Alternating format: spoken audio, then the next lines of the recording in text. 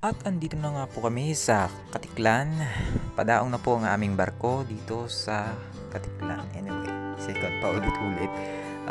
At ayan po, nakikita nyo ang Boracay Island. Ayan tayo, masyado pang puyat. At anyway, hindi ko na pinatagal. Kinuha ko na yung aking motor para mapabilis yung ating biyahe. Bali, kumain muna kami dito. Tinignan ko yung aking langis. Okay pa naman, marami pa. Kumain muna kami at dumiretso na kami sa rides papunta ng Dumangas. At binabagtas na po namin itong Katiklan Road. Ito po ay airport po ito. Itong nasa loob ng fence na ito. Ito po ay airport. Ayon po sa Google, base po sa aking nakita, kung kayo po ay nakakotse, kaya nyo itong pukain ng 3 hour and 51 minutes. Ayon sa Google po yan. Sa motor naman po ay tingin ko nasa 7 hours. Hindi ko lang alam po ilang minuto ang depende po siguro kung gaano kayo kabilis magpatakbo.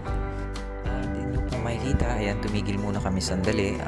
Pagkatapos po niyan, kami po ay syempre, kailangan namin bilisan.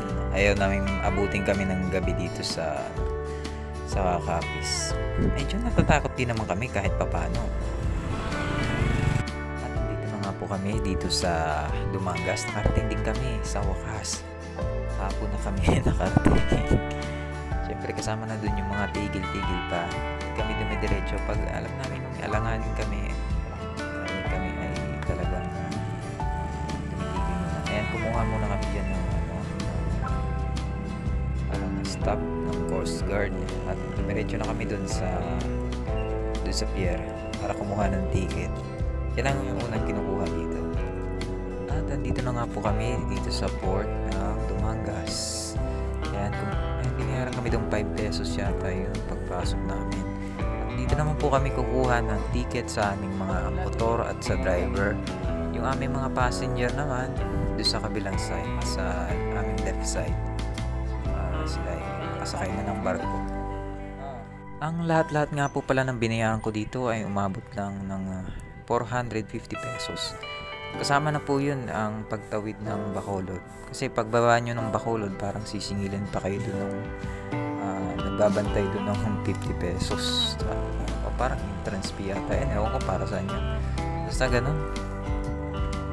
At ayan nga po, inabot na kami ng hapon sa aming rides na to. Ayan, nakasakay na kami dyan. And then, syempre, kung na pinakita, din ako nag-video. Nakarating na ako ng Bacolod yan. Diyan na ako.